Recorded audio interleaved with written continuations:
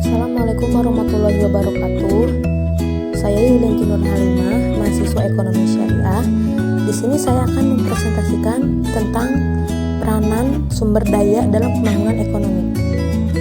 Selamat menyaksikan. Pembahasan yang pertama ada pengertian ekonomi sumber daya. Yang kedua, penggunaan sumber daya.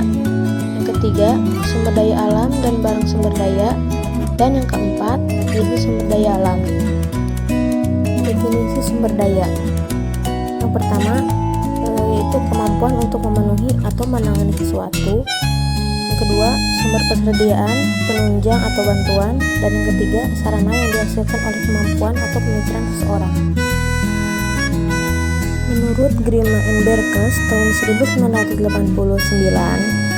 sumber daya yaitu sebagai aset untuk pemenuhan kepuasan dan utilitas manusia.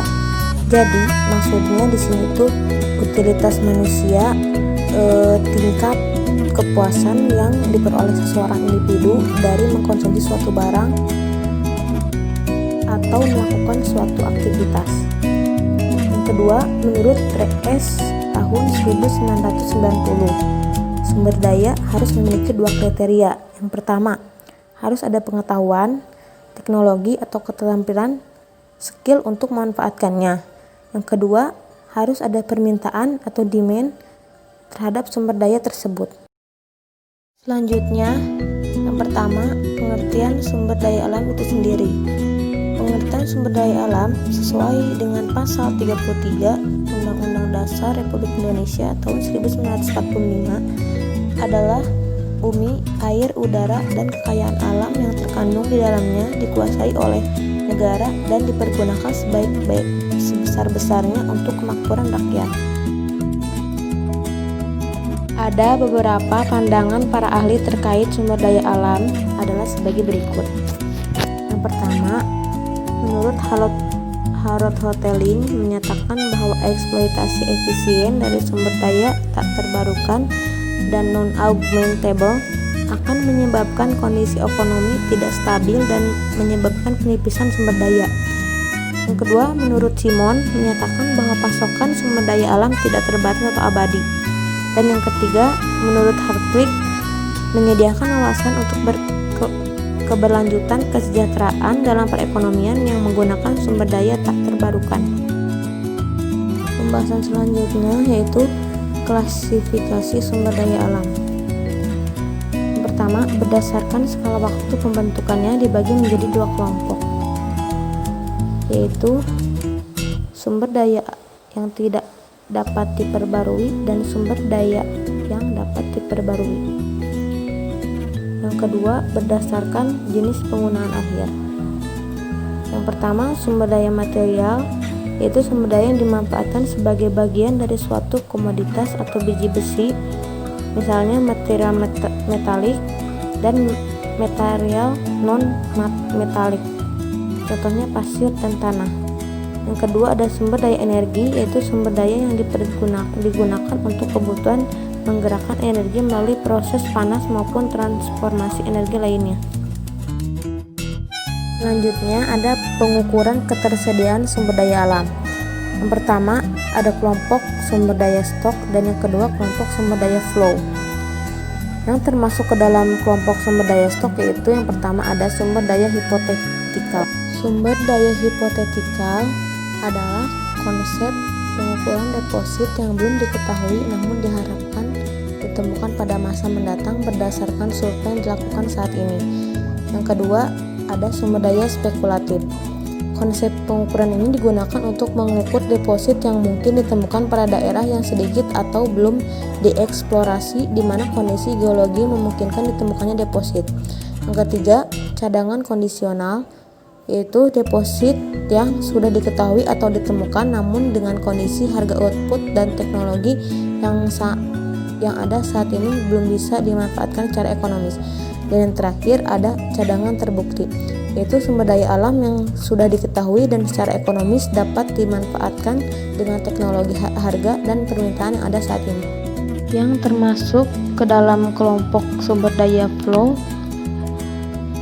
yang pertama ada potensi maksimum draw daya.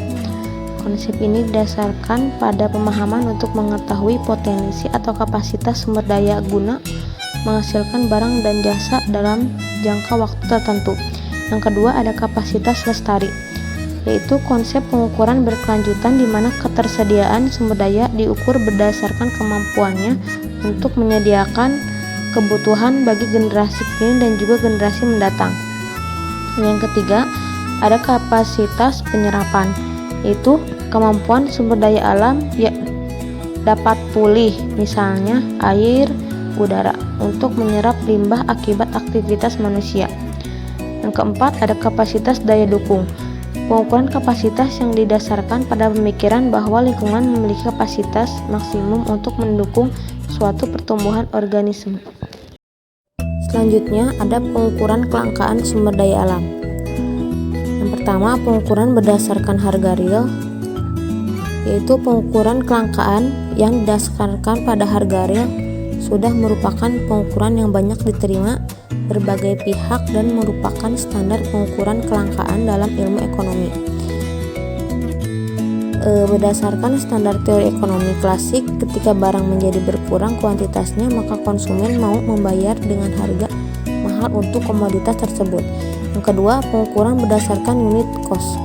Pengukuran yang menggunakan unit cost atau biaya per unit output atau input didasarkan pada prinsip bahwa jika sumber daya mulai langka, biaya untuk mengekstrasinya juga menjadi semakin besar. Yang ketiga, pengukuran berdasarkan rente kelangkaan.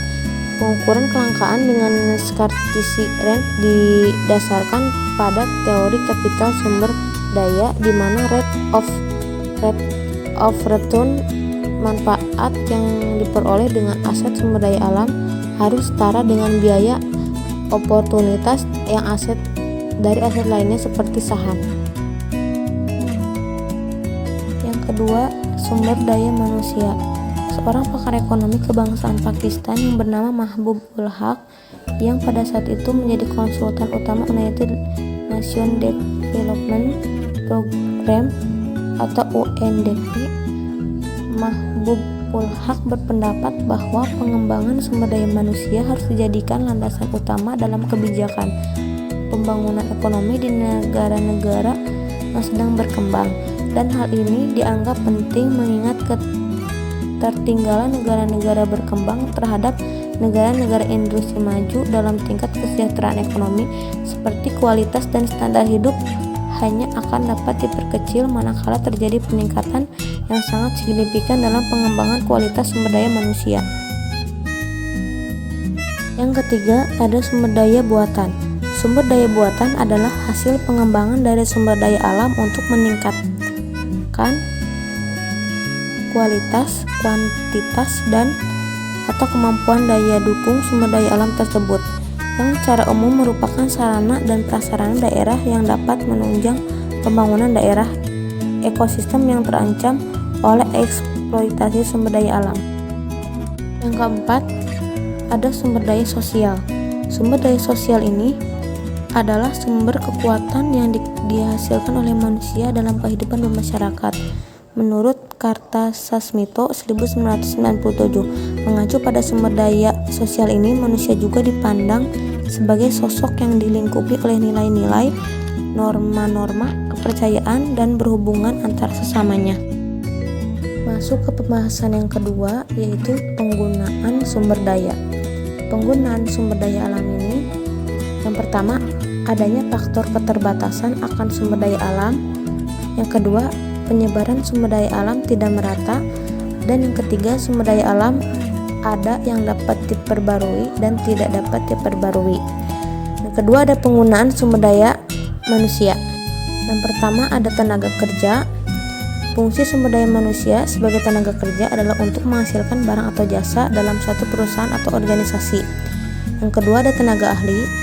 Sumber daya manusia sebagai tenaga ahli menjadi keunggulan dalam pembangunan dan pengembangan suatu perusahaan atau organisasi. Yang ketiga, ada pemimpin.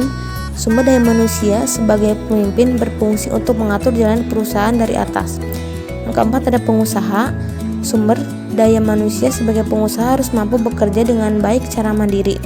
Yang ketiga, konsumen merupakan pemakai barang hasil produksi, penerima pesan iklan, dan pemakai jasa. Jadi sumber daya manusia sebagai konsumen adalah individu yang memakai barang atau jasa yang tersedia dalam masyarakat. Lanjut ke pembahasan yang ketiga, itu sumber daya alam dan barang sumber daya. Yang pertama ada sumber daya alam. Dalam pengertian umum, sumber daya alam dapat didefinisikan sebagai sesuatu yang dipandang memiliki nilai ekonomi. Dapat juga dikatakan bahwa sumber daya adalah komponen dari ekosistem yang menyediakan barang dan jasa yang bermanfaat bagi kebutuhan manusia. Yang kedua ada barang sumber daya. Barang sumber daya itu barang sumber daya yang sudah diambil dari dalam atau atas bumi dan disiapkan, digunakan serta dikombinasikan dengan faktor-faktor produksi lain sehingga dapat dihasilkan output baru berupa barang dan jasa bagi konsumen maupun produsen. Hubungan antara keluaran dan masukan ini disebut dengan fungsi produksi. Secara model matematis dapat dirumuskan yaitu Y sama dengan F dalam kurung L dikali R dikali K dikali T dikali S, di mana Y adalah jumlah produksi nasional, L adalah jumlah tenaga kerja, K adalah kapital atau modal, R adalah jumlah sumber daya alam, T adalah teknologi, dan S faktor sosial. Lanjut ke pembahasan yang keempat, isu sumber daya alam. Yang pertama, sumber daya alam terbatas tersedianya. Yang kedua, lokasi sumber daya alam terletak sangat jauh dari yang memerlukannya. Yang ketiga, pemanfaatan sumber daya alam tidak lagi bijaksana dan berpandangan. Yang keempat, semakin terbatasnya kondisi lingkungan global. Jadi, kesimpulannya, peranan sumber daya dalam pembangunan ekonomi yaitu pembangunan ekonomi salah satu tolak ukurnya adalah jumlah output yang diproduksi oleh suatu negara. Semakin banyak jumlah output yang diproduksi menunjukkan semakin tinggi pertumbuhan atau pembangunan ekonomi. Pembangunan ekonomi juga menunjukkan perubahan dalam peningkatan taraf hidup yang tercermin dari kemampuan mengkonsumsi lebih banyak di samping kenaikan output. Untuk menghasilkan barang dan jasa diperlukan berbagai faktor produksi. Faktor-faktor produksi dalam pembangunan ekonomi ada tiga sumber daya, yaitu tenaga kerja, kapital atau modal, dan sumber daya alam. Sekian presentasi dari saya. Mohon maaf bila banyak kekurangan dan kesalahannya. Wabillahi taufiq wal hidayah. Wassalamualaikum warahmatullahi wabarakatuh.